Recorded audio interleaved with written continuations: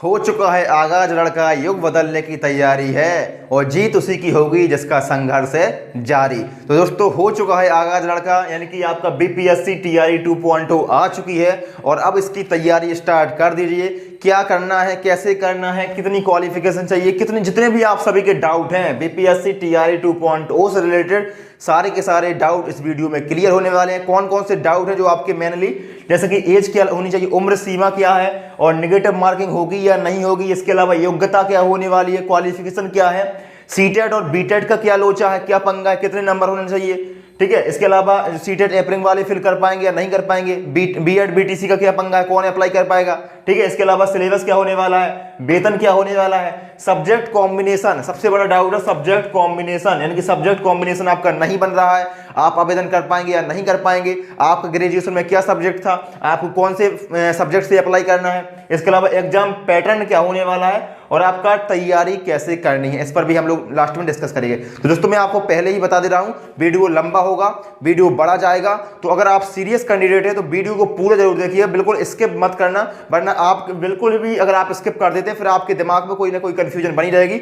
और आपका तैयारी करने में मन नहीं लगेगा। तो अगर आपका कोई भी डाउट है वीडियो को पूरा जरूर देखिएगा और स्किप मत करना। लेकिन अगर आपको सीरियस नहीं है तो वीडियो अभी छोड़ के जा सकते हैं, मत देखिए। लेकिन आप सीरियस कैंडिडेट हैं और बीपीएससी टीआरई 2.0 में एक सीट अपनी पक्की करना चाहते हैं तो इस वीडियो को लास्ट तक देखिएगा। मैं आपको भरोसा दिलाता हूं कि आपको कोई भी डाउट बीपीएससी टीआरई 2.0 से रिलेटेड बना नहीं रहेगा। मैं जानता हूं मेरे पास ना तो डिजिटल बोर्ड है, ना कोई बोर्ड है, ना मैं उसको जूम कर सकता हूं, ना इसको छोटा कर सकता हूं। आपको जैसे आपको ही थोड़ा देखना पड़ेगा, कोशिश करना पड़ेगा, लेकिन मेरी आवाज, मैं जो वर्ड बोलूंगा उस पर आपको फोकस करना है और मेरा भरोसा है आपके कोई भी आपका डाउट नहीं बना रहेगा। जब तक आप वीडियो पूरा देख लेंगे तो फिर आपका कोई भी डाउट नहीं रहेगा। तो चलिए शुरुआत करते हैं। पहला डाउट है आपका सीटेट और बीटेट, यानी कि सीटेट और बीटेट में कितने नंबर होने चाहिए, अगर इसमें कौन सा पेपर है, कितना, मतलब सारे के डाउट आप हम बात करने वाले हैं सीटेट और बीटेट से संबंधित। तो दोस्तों सबसे पहली चीज है योग्यता आपको पता होनी चाहिए, यानी कि जो आपका बीपीएससी टीआरई 2.0 है उसके लिए पहले आप योग्यता देखिए कि आप इतनी योग्यता अगर आपके पास है तो फिर आप इसका फॉर्म को आवेदन कर पाएंगे और बेहतरीन मौका है, बेहतरीन मौका है आपके पास अगर आप इतनी क्वालिफिकेशन रखते हैं अपने पास। तो कौन कौन सी आपके पास क्वालिफिकेशन होनी चाहिए, मैंने सारे डाउट आपके लिख रखे हैं, इसको देखिएगा। पहले सबसे पहले आप इसको देखिएगा कि आपके पास कौन सी क्वालिफिकेशन होनी चाहिए। योग्यता में आपके पास ग्रेजुएशन होनी चाहिए, क्या होनी चाहिए, ग्रेजुएशन होना चाहिए, यानी कि पास आप स्नातक होने चाहिए, ग्रेजुएशन होना चाहिए, ठीक है, ग्रेजुएट होने चाहिए। अब ग्रेजुएशन के साथ साथ आपके पास बीएड होना चाहिए, बीएड होना चाहिए, ठीक है। अब ग्रेजुएशन होना चाहिए प्लस बीएड होना चाहिए, या फिर अथवा अगर ग्रेजुएशन नहीं और बीएड नहीं है तो इसके अलावा आपके पास क्या हो सकता है, तो आपके पास ग्रेजुएशन होना चाहिए, ठीक है, ग्रेजुएशन होना चाहिए प्लस आपके पास बीटीसी, बीटीसी यानी कि डीएलएड होना चाहिए। यानी कि आपके पास अगर बीएड है तो भी आप अप्लाई कर पाएंगे, अगर आपके पास बीटीसी या डीएलएड है तो भी आप अप्लाई कर पाएंगे। ऐसा कहीं नहीं होता, यूपी में देखिए बीटीसी वालों को 6 to 8 में वरीयता नहीं दी जाती है, लेकिन यहाँ पर बिहार की बात ही अलग है, यहाँ पर बीएड वाले भी अप्लाई कर पाएंगे और डीएलएड वाले की बीटीसी वाले भी अप्लाई कर पाएंगे, दोनों लोग अप्लाई कर पाएंगे। इसके अलावा कौन अप्लाई कर पाएगा, तो जिसने जो एक डिप्लोमा होता है 4 साल का बीएलएड, अगर 4 साल का टीचिंग ट्रेनिंग कोर्स बीएलएड आपने कर रखा है तो भी आप अप्लाई कर पाएंगे। क्या कंडीशन है, इंटर के बाद होता है, इंटर के बाद आपका बीएलएड होता है, ठीक है। तो इंटर के बाद अगर आपके पास बीएलएड है 4 साल वाला, 4 साल का एक डिप्लोमा होता है, अगर आपके पास बीएलएड है तो भी आप अप्लाई कर पाएंगे। तो इतनी योग्यता आपके पास होनी चाहिए। इसके साथ साथ एक कंडीशन और है, क्या कंडीशन है, प्लस आपके पास सीटेट का पेपर सेकंड या फिर बीटेट, सीटेट के साथ साथ अगर आपके पास बीटेट है या सीटेट है तो अच्छी बात है, और सीटेट नहीं तो बीटेट यानी कि बिहार का टेट का पेपर सेकंड। तो इतनी क्वालिफिकेशन आपके पास होनी चाहिए, या तो ग्रेजुएशन प्लस बीएड या फिर ग्रेजुएशन प्लस डीएलएड या फिर इंटर प्लस बीएलएड और प्लस में सीटेट या बीटेट का पेपर सेकंड। अब कितने नंबर होने चाहिए सीटेट में या फिर बीटेट में, इसको हम लोग बात करते हैं। अब आइए आप यहाँ देखिए सीटेट और बीटेट में। अब सीटेट काफी लोग ऐसे होंगे जिनका सीटेट पास होंगे, काफी बड़ी मात्रा में आप लोग ऐसे होंगे जिनका सीटेट का पेपर सेकंड क्वालिफाई होगा, पास होंगे, लेकिन बड़ी मात्रा में लोग ऐसे होंगे जिनका सीटेट का पेपर सेकंड क्लियर नहीं होगा। नहीं होगा क्लियर, मुझे पता है आप बड़ी संख्या में ऐसे लोग हैं, क्योंकि आप लोग सीटेट के पेपर फर्स्ट पर तो फोकस करते हैं लेकिन पेपर सेकंड पर उतना फोकस नहीं करते हैं और पेपर सेकंड का रिजल्ट भी बहुत कम जाता है। तो अगर आपके पास है तो आप आवेदन कर सकते हैं, और अगर आप फेल हैं, अगर आपके पास आवेदन अभी आपके पास सीटेट का पेपर सेकंड नहीं है तो भी आप आवेदन कर सकते हैं। बिल्कुल सही सुना आपने, तो भी आप आवेदन कर सकते हैं। कंडीशन है कि आप अप्रैल में आ जाएंगे, यानी कि अप्रैल वाले जितने भी कैंडिडेट हैं वो सभी लोग आवेदन कर पाएंगे। कंडीशन हो जाएगी कि जो आपका दिसंबर में सीटेट का पेपर होने वाला है, दिसंबर में फिर से सीटेट का पेपर होने वाला है, तो आपको वो सीटेट क्वालिफाई करना होगा। तो जितने भी अप्रैल वाले हैं यानी कि पास हैं, अगर आप सीटेट में पास हैं तो आवेदन कर पाएंगे। इसके अलावा जो अप्रैल वाले हैं तो वो भी आवेदन कर पाएंगे। ठीक है, सीटेट का पेपर सेकंड क्वालिफाई होना चाहिए। तो जितने भी लोग सीटेट का पेपर देंगे इस बार पेपर सेकंड पर फोकस करिएगा, तभी आप लोग यहां पर फोकस कर पाएंगे, तभी आप इसमें सफलता पा पाएंगे। क्योंकि इस बार बड़ी संख्या में ऐसे लोग हैं जो बीपीएससी का पेपर तो पास कर गए लेकिन सीटेट का पेपर फर्स्ट जो आपका टीआरई 1.0 में था तो पेपर सीटेट में फेल हो गए, तो वहां से भी बाहर हो गए। तो अगर आप अप्रैल वाले हैं तो सीटेट के साथ साथ बीपीएससी पर भी फोकस करिएगा। तो मैंने बता दिया कि पास है तो भी आवेदन कर पाएंगे, अप्रैल में है तो भी आवेदन कर पाएंगे। इसके अलावा आपको नंबर कितने चाहिए, नंबर में आप बहुत कंफ्यूजन होते हैं, खास तौर से अदर स्टेट के फीमेल कैंडिडेट जितने भी हैं बहुत कंफ्यूजन में है कि कितने नंबर चाहिए, 90 नंबर चाहिए, 82 नंबर चाहिए, बहुत कंफ्यूजन में है। तो मैं आपको बता दूं, जो पहले बिहार के लोग सुनिएगा, जो बिहार के लोग हैं, जो बिहार के जनरल हैं पुरुष, बिहार के जनरल पुरुष हैं उनको 90 नंबर चाहिए, सबको पता है।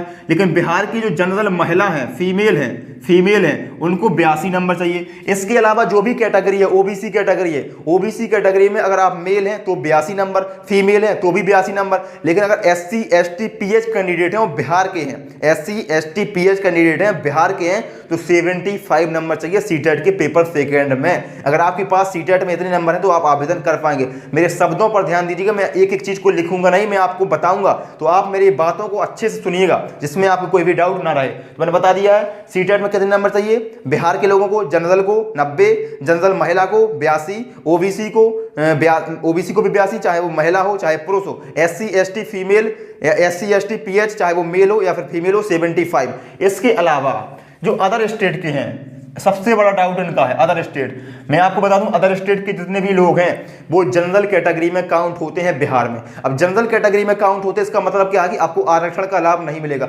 आप अपने स्टेट में किसी भी कैटेगरी में हैं लेकिन अगर आप बिहार में जाते हैं या फिर किसी और स्टेट में जाते हैं तो आप जनरल कैटेगरी में काउंट होते हैं। और जनरल कैटेगरी में काउंट होने का मतलब है कि जो आपका आरक्षण संबंधी प्रमाण पत्र है वो वहां पर नहीं मांगा जाएगा और आप जनरल कैटेगरी में काउंट होंगे, आपको किसी भी प्रकार का कोई आरक्षण नहीं मिलेगा। लेकिन एक कंडीशन यहां पर है, बिहार में क्या चीज है कि बिहार में जो बिहार की जनरल महिला होती है उनको 82 नंबर चाहिए होता है। तो जो यूपी की महिला जाएगी वहां पर या एमपी की जो महिला जाएगी जो उसको 82 नंबर चाहिए सीटेट में। तो जो अदर स्टेट की जो भी कैंडिडेट हैं, अदर स्टेट के जो पुरुष कैंडिडेट हैं उनको मेल को 90 नंबर चाहिए और फीमेल को 82 नंबर चाहिए सीटेट में। सीटेट के पेपर सेकंड में अगर आपके इतने नंबर हैं, मेल 90 फीमेल 82, आपका डाउट खत्म हो चुका है। अब सीटेट या बीटेट से संबंधित कोई भी डाउट है कमेंट करिएगा, मैं आपका रिप्लाई जरूर करूंगा। लेकिन आपने वीडियो पूरा देखेंगे तो कमेंट आपको करने की आवश्यकता नहीं पड़ेगी, फिर आप पॉजिटिव कमेंट ही करेंगे, कोई भी आपका कंफ्यूजन नहीं बचा रहेगा।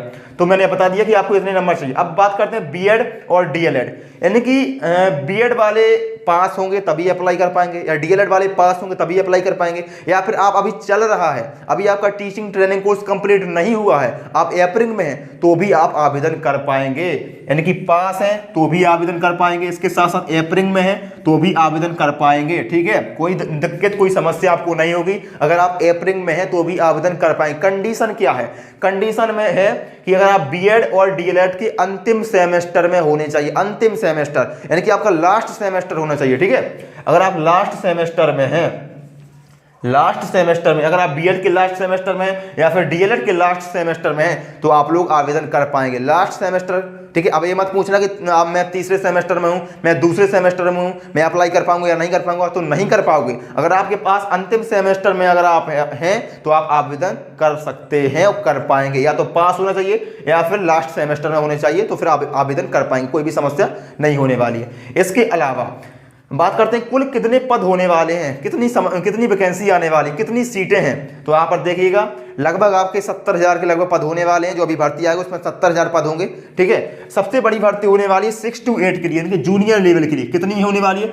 लगभग 31,982, 31,982, लगभग 32,000 आपके पद होने वाले हैं यहाँ पर। और जो 9वीं और 10वीं के लिए होने वाले हैं, तो 9वीं और 10वीं के लिए मैं आपको बता दूं, 9वीं और 10वीं के लिए आपके पद होने वाले 18,880, 18,880, और 11वीं और 12वीं के लिए होने वाले 18,830।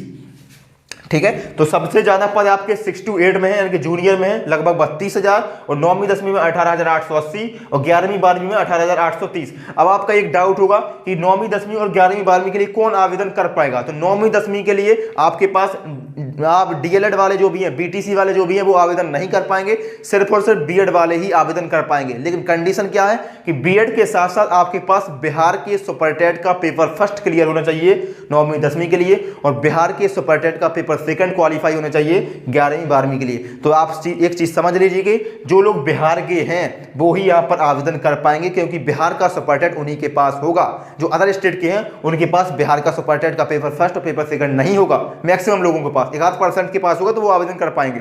ठीक है, लेकिन जो सबसे बड़ी चीज है 6 to 8, इसमें अदर स्टेट के लोग अप्लाई कर पाएंगे। अदर स्टेट के लोग यहाँ पर वैलिड हैं, यानी कि बिहार के भी अप्लाई करेंगे प्लस अदर स्टेट के भी अप्लाई कर पाएंगे। अदर स्टेट का कोई भी है, किसी भी स्टेट का है, आवेदन कर पाएंगे। आप दिल्ली से हैं, आप जम्मू कश्मीर से हैं, आप उत्तर प्रदेश से हैं, आप महाराष्ट्र से हैं, आप मध्य प्रदेश से हैं, आवेदन कर पाएंगे।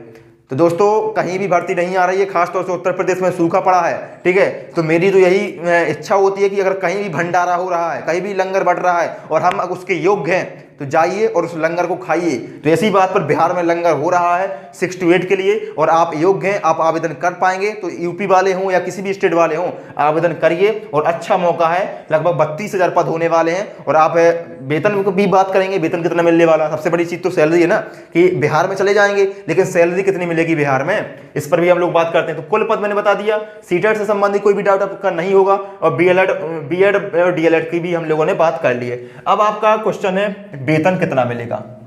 नौकरी तो कर लेंगे, पेपर पास कर लेंगे, जैसे तैसे मेहनत करेंगे, पढ़ लेंगे, जितनी भी मेहनत होगी, लेकिन वेतन कितना मिलेगा? वेतन इतना मिलेगा कि आप खुश रहेंगे, आपका परिवार खुश रहेगा। लेकिन कितना मिलेगा, कोई एग्जैक्ट वैल्यू मैं आपको बता दूं, तो एग्जैक्ट वैल्यू आप देखिएगा। अगर आप जूनियर के लिए सिलेक्ट हो जाते हैं, यानी कि 6 to 8 के लिए सिलेक्ट हो जाते हैं, तो आपको कितना वेतन मिलेगा?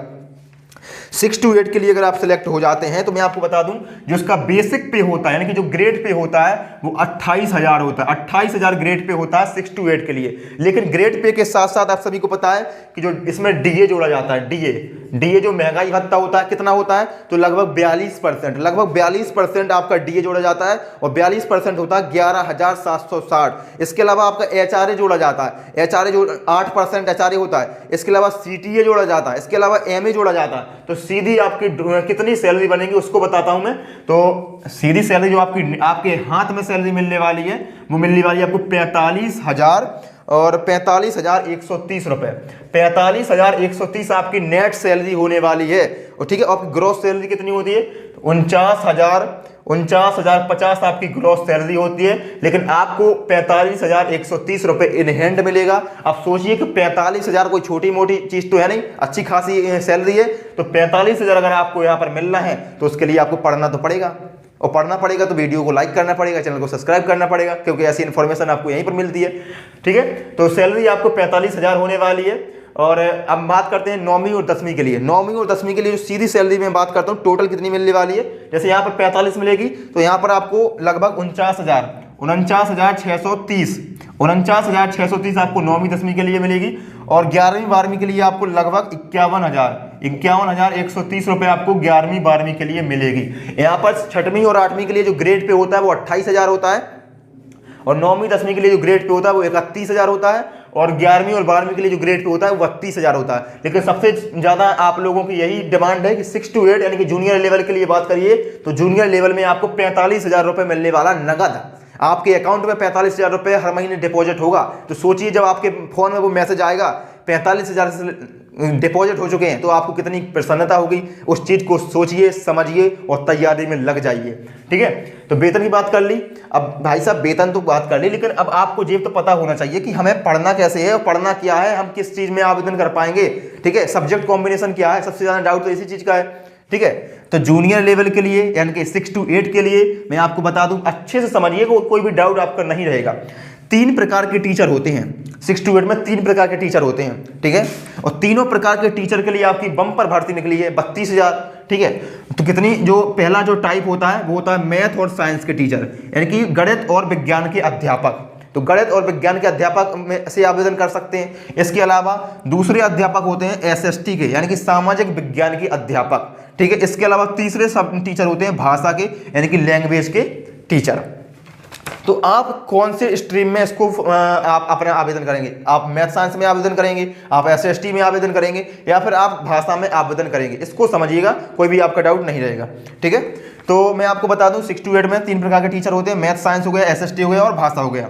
अब हम बात करते हैं सब्जेक्ट कॉम्बिनेशन की, यानी कि काफ़ी लोगों को डाउट आ रहा था कि सर मेरे तो जो ग्रेजुएशन है, ग्रेजुएशन मैंने इससे कर रखा है, मैंने BSc कर रखी है, मैंने या फिर BA कर रखा है, मैंने BTech कर रखा है, मैंने ये सब्जेक्ट पढ़ा है, तो मैं किस चीज़ से आवेदन करूंगा?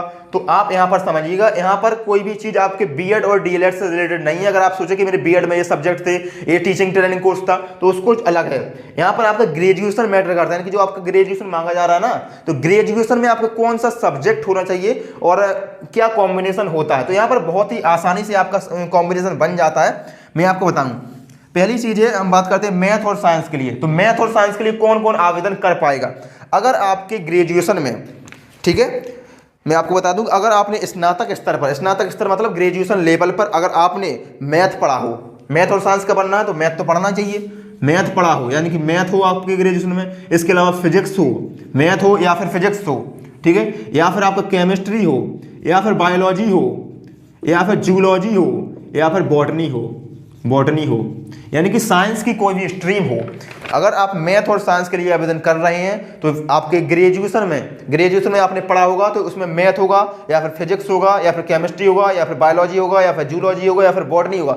इनमें से कोई 2 सब्जेक्ट भी अगर आपने पढ़े हैं, कोई भी 2, यानी कि जो BSc की होगी जिसने मैथ से, तो उसने मैथ पढ़ा होगा या फिजिक्स पढ़ा होगा, या फिर फिजिक्स पढ़ा होगा, केमिस्ट्री पढ़ा होगा, या फिर जिसने बायोलॉजी से की है तो उसने बायोलॉजी के साथ साथ केमिस्ट्री को पढ़ा होगा या बायोलॉजी के साथ साथ फिजिक्स को पढ़ा होगा।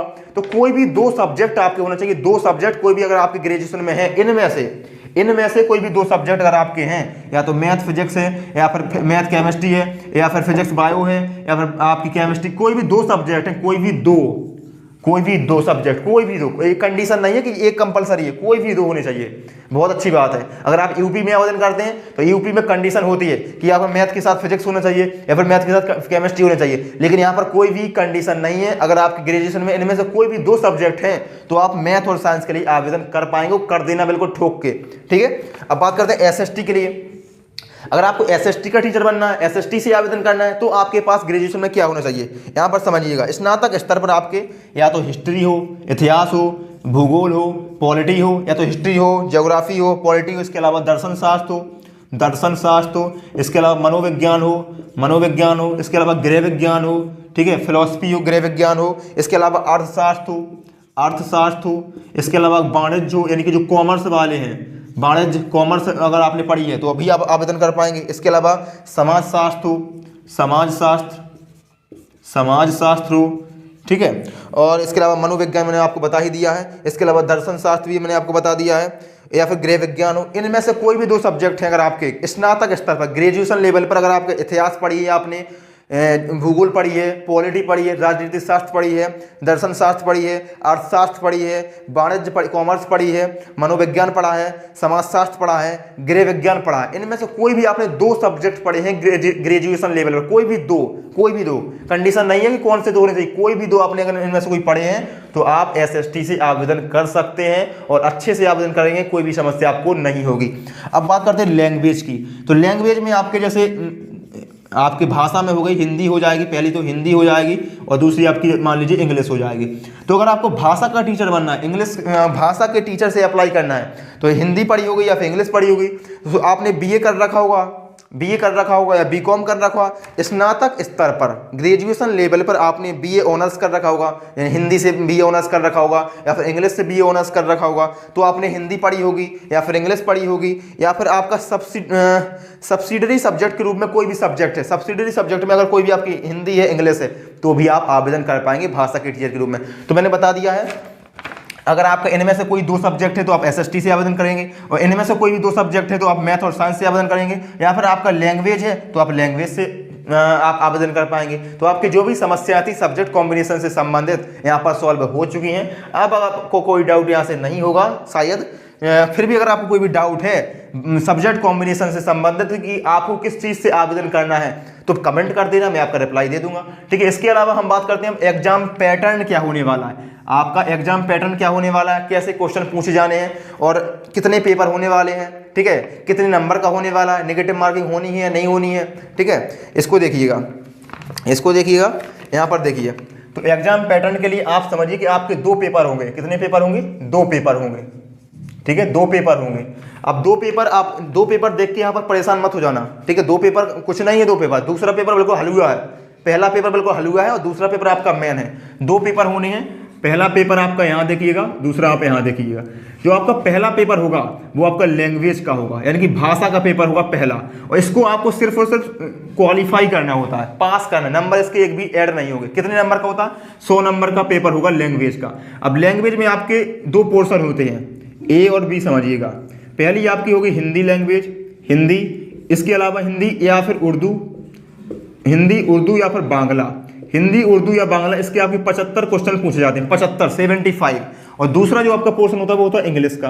इंग्लिश का यहाँ से आपके 25 क्वेश्चन पूछे जाते हैं। तो टोटल आपके कितने हो गए? 100 क्वेश्चन हो गए। अब 100 क्वेश्चन में से सिर्फ और सिर्फ आपको 30 नंबर लेके आने हैं, सिर्फ 30। 31 भी लेके नहीं आने, सिर्फ 30 अगर आपके नंबर आ जाते हैं यहाँ पर, 30 नंबर अगर आपके यहाँ पर आ जाते हैं 100 में से। और ये भी कंडीशन नहीं है कि आपको इंग्लिश के सॉल्व करने हैं। अगर आप दोनों में से कहीं से भी 30 नंबर लेके आ जाते, कैसे भी करके 30 नंबर, यानी कि 30 नंबर लेके आने 100 में से, तो आप क्वालिफाई कर जाएंगे। ठीक है, इसका एक भी नंबर जुड़ना नहीं है। अगर यहाँ पर आप 100 नंबर में से 99 लेके आ जाते हैं तो भी कोई बड़ी बात नहीं है, और आप 30 लेके आ जाते हैं तो भी कोई बड़ी बात नहीं है, बराबर ही वैल्यू है दोनों की। लेकिन सबसे बड़ी चीज़ है आपकी सेकंड पेपर में। सेकंड पेपर जब आपका होगा तो 120 नंबर का पेपर होता है। सेकंड पेपर मेन पेपर बोलते हैं इसको, मेन पेपर। इससे ही आपकी मेरिट बनती है, कट ऑफ जाती है। तो 120 का पेपर होने वाला है। अब 120 में आपके 2 पोर्शन समझिए। पहला पोर्शन होता है आपका जीके जीएस का, पहला पोर्शन होता है आपका जीके जीएस का, और दूसरा पोर्शन होता है आपका सब्जेक्ट का। यानी कि जो भी आपका सब्जेक्ट होगा, जो आपने पढ़ा होगा, जिस सब्जेक्ट से आपने आवेदन कर रहे हैं, उसका पेपर होगा। 120 का पेपर होता है। 120 में 40 नंबर की आपकी जीके जीएस पूछी जाएगी और 80 नंबर का सब्जेक्ट पूछा जाएगा, जो भी सब्जेक्ट से आपने आवेदन किया होगा। अब जीके जीएस 40 नंबर में आपको क्या पूछा जाएगा? तो मैथ आएगी, जो जनरल मैथ होती है, कंपटीशन वाली मैथ होगी। इसके अलावा रीजनिंग होगी, ठीक है, रीजनिंग होगी, और जीएस होगी, जीके होगी, इसके अलावा करंट अफेयर्स होगी। तो ये सारे सब्जेक्ट आपके पूछे जाएंगे 40 नंबर में। 40 नंबर में आपके सारे जो भी जनरल सब्जेक्ट हैं, जीके जीएस हो गई, मैथ हो गई, रीजनिंग हो गई, करंट अफेयर्स हो गया। करंट अफेयर्स में हुई आपके नेशनल इशू और जो भी बिहार से संबंधित जो भी आपकी करंट अफेयर्स हो गई, ठीक है, अंतर्राष्ट्रीय लेवल की जो करंट अफेयर्स हो गई, वो यहाँ पर पूछी जाएगी। और 40 नंबर में सारा आपका आना है, 40 नंबर का। 40 से 41 नंबर का यहाँ पर कुछ भी नहीं होगा। तो 40 नंबर में आपके इतने सारे सब्जेक्ट पूछे जाने हैं। और यहाँ पर जीएस में आपकी हिस्ट्री पूछ सकता है। हिस्ट्री में ज़्यादातर आपका इंडियन नेशनल मूवमेंट, यानी कि आधुनिक भारत से संबंधित ज़्यादा यहाँ पर पूछा जाता है। ठीक है, इसके अलावा जो आपका दूसरा पोर्शन होता है 80 नंबर का, जिसमें आपका सब्जेक्ट पूछा जाता है। तो यहाँ पर आपका सब्जेक्ट पूछा जाएगा, जिस भी सब्जेक्ट से आपने अप्लाई किया होगा वो आप यहाँ पर पूछ जाएगा। अब सपोज करिए, मैं एक एग्जांपल के थ्रू आपको समझाता हूँ। जैसे कि आपने मैथ और साइंस, जो मैथ और साइंस का आपको टीचर बनना है, तो आपने मैथ और साइंस से अप्लाई किया होगा। अगर आपने मैथ और साइंस से अप्लाई किया है तो आपको 80 नंबर का मैथ और साइंस पूछ जाएगा। अब आप कंफ्यूज होंगे कि साइंस में क्या पूरा साइंस आएगा या फिर मैथ में क्या पूछा जाएगा। तो यहाँ पर देखिए 80 नंबर में अगर आप मैथ और साइंस से अप्लाई करते हैं, मैथ और साइंस से अगर आप अप्लाई करते हैं तो पूरा मैथ पूछ जाएगा, मैथ आएगा पूरा। ठीक है, मैथ आपसे पूछ जाएगा, मैथ पूछ जाएगा। इसके अलावा साइंस में आपके तीनों साइंस मिल जाएगी। फिजिक्स भी पूछी जाएगी, केमिस्ट्री भी पूछी जाएगी और बायोलॉजी भी पूछी जाएगी, यानी कि पूरी साइंस आपसे पूछी जाएगी।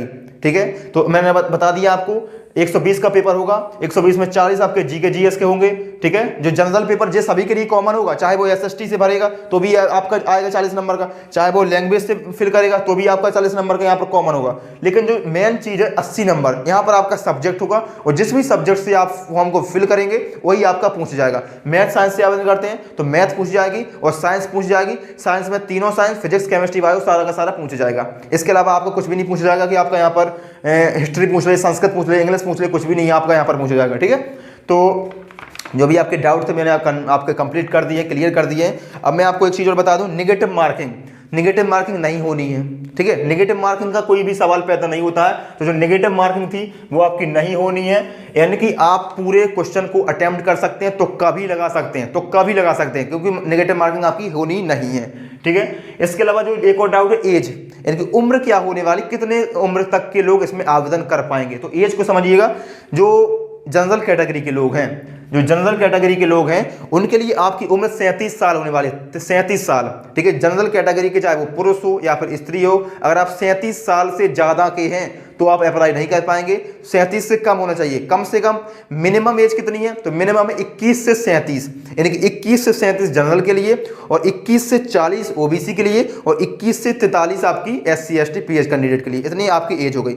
इसके अलावा आपका कोई डाउट, मुझे तो लगता नहीं कि कोई डाउट बचा होगा, क्योंकि जितने भी आपके डाउट थे मैं ऑलरेडी क्लियर कर चुका हूँ। फिर भी अगर आपको कोई डाउट है तो कमेंट करिएगा, क्वेश्चन पूछिएगा। कोई भी डाउट है उससे संबंधित आप कमेंट कर सकते हैं, और कोई पर्सनल डाउट है, मुझसे बात करना चाहते हैं तो इंस्टाग्राम की लिंक डिस्क्रिप्शन बॉक्स में, उस पर मैसेज कर सकते हैं, मैं आपका रिप्लाई दूंगा वहाँ पर। और इसके अलावा टेलीग्राम ग्रुप ज्वाइन कर लेना, टेलीग्राम ग्रुप की लिंक आपको डिस्क्रिप्शन में मिल जाएगी। उसको ज्वाइन करके आप जो भी आपके लिए अपडेट आती हैं, जो भी नोट्स होते हैं, NCERT होती है, हाँ NCERT में आपको बताना भूल गया कि आपको पढ़ना कैसे है, आपको तैयारी कैसे करनी है। अंतिम डाउट है आपका, तैयारी किस प्रकार से करनी है। तो तैयारी के लिए आपको कुछ नहीं करना है, NCERT को फॉलो करना है। NCERT और बिहार की SCERT, जो बिहार की SCERT होती है स्टेट लेवल की, उसको फॉलो करना है, ठीक है।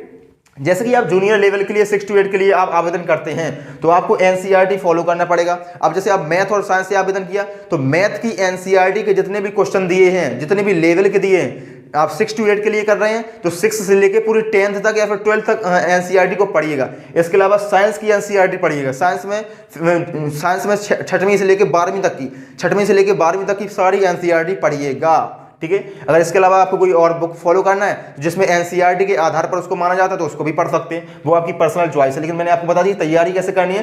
तैयारी का बेस आपका NCERT ही होना चाहिए, NCERT से ही आपके ज़्यादा मैक्सिमम क्वेश्चन पूछे जाने हैं, ठीक है। तो मैंने आपके जितने भी डाउट थे सारे बता दिए हैं, एज का बता दिया है, नेगेटिव मार्किंग होनी नहीं है। और आपको एक और चीज़, आपको कोई लेटर देखने को मिल चुका है, उसमें आपका नोटिफिकेशन के लिए बता दिया गया है कि आपके जो फॉर्म आने वाले हैं वो आपके 3 नवंबर से लेकर 14 नवंबर के बीच में आपके एप्लीकेशन फॉर्म आवेदन होने लगेंगे। नोटिफिकेशन देखने को मिल जाएगा। और जो आपका एग्जाम होगा वो एग्जाम दिसंबर के महीने में, यानी कि 7 दिसंबर से लेकर 10 दिसंबर 7 से 10 दिसंबर के बीच में आपका एग्जाम करवा लिया जाएगा। बहुत कम समय है, 1 महीने का समय आपको मिलेगा मैक्सिमम से मैक्सिमम। 1 महीने के बाद आपका एग्जाम करवा लिया जाएगा, और 1 महीने के बाद काफ़ी लोगों की किस्मत बदल जाएगी। जो लोग मेहनत करेंगे उनकी किस्मत बदल जाएगी। और क्योंकि देखो मेहनत तो करनी पड़ेगी, 1 महीने का समय है, और 1 महीने में आपको अपना पूरा सब्जेक्ट पढ़ना पड़ेगा। सब्जेक्ट के साथ साथ आपको GS पढ़ना पड़ेगा 40 नंबर का। इस पर फोकस मत करिएगा, जो आपका क्वालिफाइड पेपर होने वाला है उस पर बिल्कुल भी फोकस मत करिएगा। थोड़ा बहुत पढ़ लेना, पढ़ना हो तो। लेकिन जो आपका मेन पेपर होने वाला है, जिससे आपकी कट ऑफ जाने वाली है, मेरिट बनने वाली है, उस पर फोकस करिए, उसको पढ़िए। तो दोस्तों जितना भी मुझसे था, जो भी आपके डाउट थे मैंने आपको बता दिए। फिर भी कोई डाउट है कमेंट कर देना, और वीडियो पर पहली बार आए वीडियो को लाइक कर देना। चैनल को सब्सक्राइब नहीं किया, चैनल को सब्सक्राइब कर लेना। हम लोग मिलेंगे अगले वीडियो में, क्योंकि BPSC TRE 2.0 से संबंधित जो भी आपका डाउट है, तैयारी कैसे करनी है, कहाँ से पढ़ना है, मुझसे जो भी मैं आगे आपको बताता रहूँगा समय समय पर। और टेलीग्राम और इंस्टाग्राम दोनों की लिंक आपको डिस्क्रिप्शन बॉक्स में मिल जाएगी, दोनों को ज्वाइन कर लेना। हम लोग मिलते हैं अगले वीडियो में, तब तक के लिए धन्यवाद। स्वस्थ रहिए और पढ़ते रहिए, पढ़ना स्टार्ट कर दीजिए।